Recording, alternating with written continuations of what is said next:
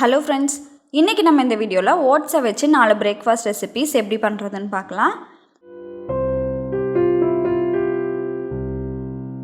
First நம்ம பார்க்க போகிற ரெசிபி என்னென்னு பார்த்தீங்கன்னா ஓட்ஸ் இட்லி. ஃபஸ்ட்டு இது பண்ணுறதுக்கு முன்னாடி நம்ம ஓட்ஸை வறுத்து எடுத்துக்கலாம். நான் இன்றைக்கி 2 கப் அளவுக்கு ஓட்ஸை வறுத்துக்கிறேன். 1 கப் ஓட்ஸ் இட்லிக்கும் 1 கப் ஓட்ஸ் தோசைக்கும். ஸோ 2 கப் அளவுக்கு எடுத்து ஒட்டுக்காவே வறுத்துக்கிறேன். நான் இன்றைக்கி டிசானாவோட இந்த ஓட்ஸ் தான் எடுத்திருக்கேன். இந்த ஓட்ஸை ஒரு 2 நிமிஷம் நம்ம நல்லா வறுத்துக்கலாம். இது கொஞ்சம் லைட்டாக கலர் சேஞ்ச் ஆன பிறகு அடுப்பு ஆஃப் பண்ணிவிட்டு இறக்கிடுங்க. இது நல்லா ஆறின பிறகு நம்ம பிளெண்டரில் போட்டு அரைச்சி எடுத்துக்கலாம்.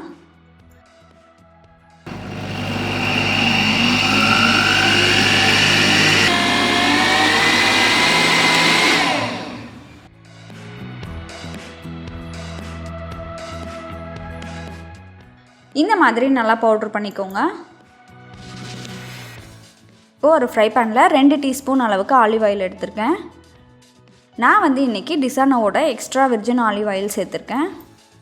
இப்போ இதில் நம்ம 1/4 டீஸ்பூன் அளவுக்கு கடுகு, 1/4 டீஸ்பூன் சீரகம், அடுத்ததாக 1/4 டீஸ்பூன் உளுத்தம்பருப்பு இது எல்லாத்தையும் சேர்த்துட்டு நம்ம நல்லா வறுத்துக்கலாம். கடுகு நல்லா வெடித்து வந்த பிறகு இது கூட 1 டீஸ்பூன் அளவுக்கு இஞ்சியை நான் நல்லா பொடியாக நறுக்கியிருக்கேன், அதை சேர்த்துக்கலாம். இஞ்சியை சேர்த்துட்டு நல்லா வதக்கிக்கோங்க. அடுத்ததாக 2 கொத்து கருவேப்பிலை இலையை நல்லா பொடியாக நறுக்கி சேர்த்துக்கோங்க. கொஞ்சமாக மஞ்சள் தூள் சேர்த்துக்கலாம். அடுத்ததாக இது கூட 1/2 கப் அளவுக்கு ரவையை சேர்த்து ஒரு 2 நிமிஷம் நல்லா வறுத்துக்கோங்க.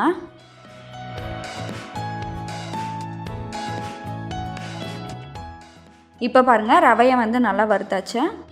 கடைசியாக இதில் கொஞ்சமாக கொத்தமல்லி இலையும் உப்பையும் சேர்த்து நம்ம இறக்கிடலாம்.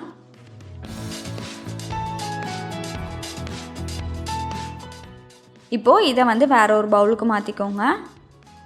இப்போது இது கூட நம்ம 1 கப் அளவுக்கு வறுத்து அரைச்ச ஓட்ஸ் பவுடரை சேர்த்து நல்லா கலந்து விட்டுக்கலாம்.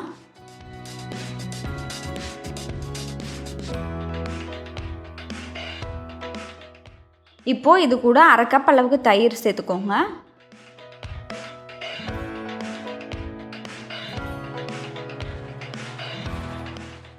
கொஞ்சமாக தண்ணியும் சேர்த்து நம்ம இதை நல்லா மிக்ஸ் பண்ணிக்கலாம்.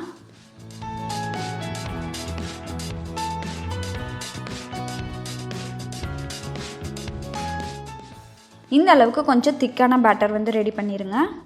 இது ஒரு 10 நிமிஷம் அப்படியே இருக்கட்டும். 10 நிமிஷத்துக்கு அப்புறமேட்டு இது கூட 1/8 டீஸ்பூன் அளவுக்கு நம்ம சோடா உப்பு சேர்த்துக்கலாம். இது கூட சோடா உப்பு சேர்த்துக்கலாம். அப்படி இல்லைன்னா ஈனோ இருந்தது அப்படின்னா அது கூட 1 டீஸ்பூன் அளவுக்கு சேர்த்துக்கோங்க. இப்போது இதை நல்லா கலந்து விட்டுட்டு நம்ம இதை இட்லி பாத்திரத்தில் ஊற்றிடலாம். மாவு பார்த்திங்கன்னா இந்த கன்சிஸ்டன்சியில் இருக்கணும். அப்போ தான் நமக்கு கரெக்டாக இருக்கும். ரொம்ப கெட்டியாக இருந்தது அப்படின்னாலும் நமக்கு இட்லியும் ரொம்ப ஹார்டாக இருக்கும். ரொம்ப நம்ம தண்ணி அதிகமாக சேர்த்துட்டோம் அப்படின்னா இட்லி கொஞ்சம் களியாட்டம் போயிடும். அதனால பார்த்து கரெக்டான அளவு தண்ணி சேர்த்துக்கோங்க.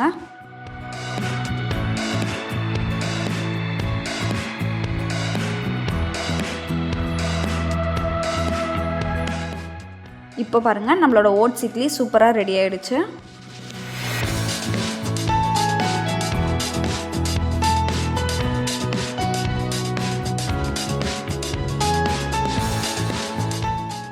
அடுத்ததாக நம்ம ஓட்ஸ் ஆம்லெட் எப்படி பண்ணுறதுன்னு பார்க்கலாம். இது பண்ணுறதுக்கு ஒரு பவுலில் 3 டேபிள் ஸ்பூன் அளவுக்கு ஓட்ஸ் எடுத்துக்கோங்க. இது கூட கொஞ்சமாக தண்ணியை சேர்த்து ஒரு 15 நிமிஷம் அப்படியே வச்சுருங்க. இப்போ பாருங்கள், ஓட்ஸ் நல்லா ஊறிடுச்சு. 15 நிமிஷம் நல்லா ஊறின பிறகு நம்ம இதில் 3 முட்டையை சேர்த்துக்கலாம். அடுத்ததாக ஒரு பெரிய வெங்காயத்தை நல்லா பொடியாக நறுக்கி எடுத்துருக்கேன், அதையும் சேர்த்துக்கோங்க. அடுத்ததாக ஒரு கேரட்டை இந்த மாதிரி துருவி சேர்த்துக்கோங்க. ஒரு கொத்து கொத்தமல்லி இலை சேர்த்துடலாம். அடுத்ததாக இதில் 1/2 டீஸ்பூன் அளவுக்கு உப்பு, 1/4 டீஸ்பூன் மஞ்சள் தூள், 1/2 டீஸ்பூன் கொத்தமல்லி தூள், 1/4 டீஸ்பூன் அளவுக்கு மிளகாய் தூள், 1/2 டீஸ்பூன் மிளகுத்தூள் இது எல்லாத்தையும் சேர்த்து இந்த மாதிரி நல்லா மிக்ஸ் பண்ணி விடுங்க. அடுத்ததாக நம்ம தோசைக்கல்லை நல்லா சூடு பண்ணிக்கலாம். கல் நல்லா சூடான பிறகு கொஞ்சமாக எண்ணெயை தடவிக்கோங்க. மேலே நம்ம கலந்து வச்சுருக்க முட்டையை ஊற்றிடலாம்.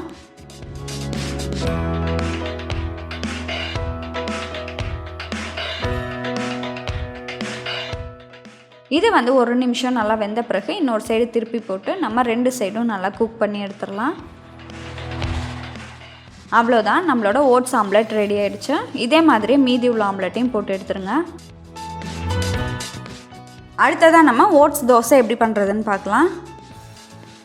இது பண்ணுறதுக்கு நான் வந்து 1 கப் அளவுக்கு வறுத்து அரைச்ச ஓட்ஸ் பவுடர் எடுத்திருக்கேன்.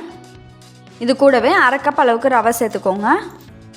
1/2 கப் அளவுக்கு அரிசி மாவு சேர்த்துக்கலாம். அடுத்ததாக இது கூட 1/2 டீஸ்பூன் அளவுக்கு சீரகம் சேர்த்துக்கோங்க. 1 டீஸ்பூன் அளவுக்கு மிளகை வந்து நான் 2ஆக உடச்சி சேர்த்துருக்கேன். 1/2 டீஸ்பூன் அளவுக்கு நல்லா பொடியாக நறுக்குன இஞ்சி சேர்த்துக்கோங்க. 2 கொத்து கருவேப்பிலை இலையை பொடியாக நறுக்கி சேர்த்துடலாம். 1 கொத்து கொத்தமல்லி இலையை நல்லா பொடியாக நறுக்கி சேர்த்துடலாம். இப்போ வந்து இதில் 1/4 கப் அளவுக்கு தயிரை சேர்த்து நல்லா கலந்து விடுங்க.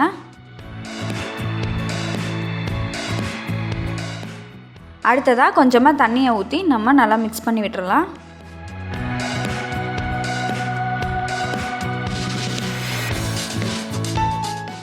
இப்போ பாருங்கள், மாவு வந்து நல்லா திக்காக இருக்குது. இந்த ஓட்ஸ் தோசை வந்து நம்ம தண்ணியாட்டம் தான் மாவு கரைக்கணும். அதனால நான் வந்து இன்றைக்கி 4 கப் அளவுக்கு தண்ணி சேர்த்துருக்கேன். இப்போ பாருங்கள், இந்த மாவு வந்து எந்த அளவுக்கு நல்லா தண்ணியாட்டம் இருக்குது அப்படின்றத. அடுத்ததாக நம்ம வந்து தோசைகளில் கொஞ்சமாக எண்ணெய் அப்ளை பண்ணிக்கலாம். மேலே வந்து நல்லா பொடியாக நறுக்கின வெங்காயத்தை வந்து கொஞ்சம் தூவிக்கலாம்.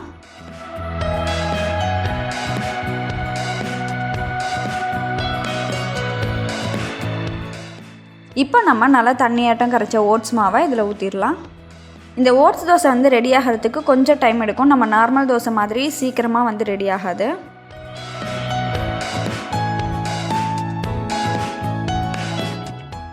இந்த மாதிரி அடியில் வந்து கொஞ்சம் நல்லா ப்ரௌன் கலர் ஆன பிறகு நம்ம எடுத்துடலாம். இப்போ பாருங்கள், நம்மளோட ஓட்ஸ் தோசை வந்து நல்லா மொறுன்னு ரெடி ஆயிடுச்சு. அடுத்தது நம்ம ஓட்ஸ் உப்புமா எப்படி பண்ணுறதுன்னு பார்க்கலாம். இது பண்ணுறதுக்கு நான் வந்து பெரிய வெங்காயம் 2 எடுத்திருக்கேன். இதை வந்து நல்லா பொடியாக நறுக்கி எடுத்துக்கலாம். நான் வந்து இன்றைக்கி அகாரோட சாப்பரை வச்சு தான் கட் பண்ணுறேன். இது வந்து ரொம்ப நல்லாவே சாப் பண்ணுது, சூப்பராக இருக்குது. நமக்கு வந்து சீக்கிரமாக வேலையாகுது. நம்ம வந்து கையில் கட் பண்ணுறதை விட நமக்கு வந்து இது ரொம்பவே ஈஸியாக இருக்குது. அடுத்ததான் நம்ம இந்த உப்புமா பண்ணுறதுக்கு கேரட், பீன்ஸ், முட்டைக்கோஸ் இது எல்லாத்தையுமே நம்ம சின்ன சின்ன பீசஸாக கட் பண்ணி எடுத்துக்கலாம்.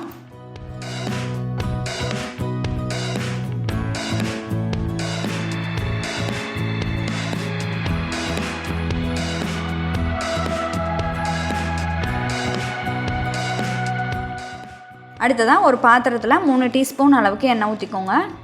நான் வந்து இன்றைக்கி டிசானாவோட இந்த எக்ஸ்ட்ரா லைட் ஆலிவ் ஆயில் தான் சேர்த்துருக்கேன்.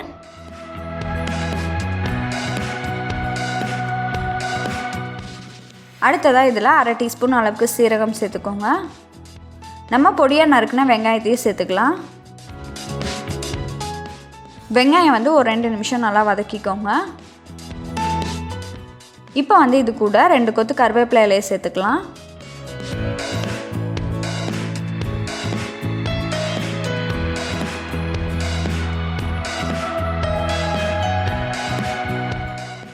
இப்போ பாருங்கள், வெங்காயமும் கருவேப்பிலை இலையும் சேர்ந்து ஒரு 2 நிமிஷம் நல்லா வதக்கியாச்சு. இப்போ இது கூட 1/2 டீஸ்பூன் அளவுக்கு இஞ்சி பூண்டு விழுது சேர்த்துருக்கேன். இஞ்சி பூண்டோட பச்சை வாசனை போகிற வரைக்கும் நம்ம நல்லா வதக்கிக்கலாம்.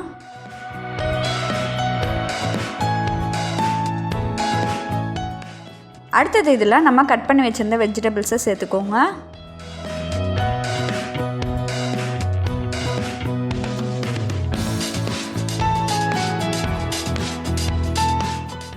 இப்போ வந்து நம்ம இதுக்கு 1 டீஸ்பூன் அளவுக்கு உப்பு, 2 சிட்டிகை மஞ்சள் தூள், 1/2 டீஸ்பூன் அளவுக்கு மிளகாய் தூள், 1/4 டீஸ்பூன் கரம் மசாலா இது எல்லாத்தையும் சேர்த்து நல்லா இந்த மாதிரி மிக்ஸ் பண்ணி விடுங்க.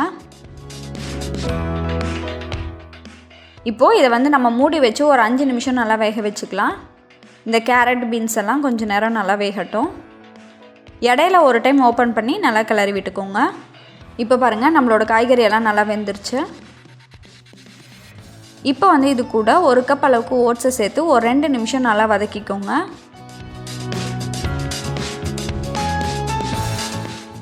கொஞ்சமாக இந்த மாதிரி தண்ணியை தெளித்து நம்ம நல்லா கலந்து விட்டுக்கலாம். நம்ம வந்து ரொம்ப தண்ணி ஊற்றிட்டோம் அப்படின்னா இந்த ஓட்ஸ் வந்து கொல கொலன்னு ஆகிடும். அதனால லைட்டாக மட்டும் தண்ணி தெளித்து விடுங்க.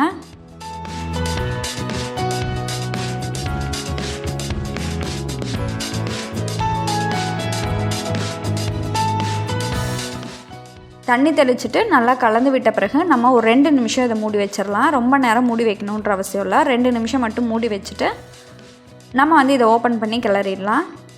கடைசியாக கொஞ்சமாக கொத்தமல்லி எல்லாம் தூவி நம்ம இறக்கிடலாம். இப்போ பாருங்கள், நம்மளோட ஓட்ஸ் உப்புமா ரெடி ஆகிடுச்சு. நீங்களும் உங்கள் வீட்டில் இந்த ஹெல்த்தியான ஓட்ஸ் ரெசிபிஸ் எல்லாமே ட்ரை பண்ணி பார்த்துட்டு உங்களோட ஃபீட்பேக்கை கமெண்ட்டில் சொல்லுங்கள். நன்றி.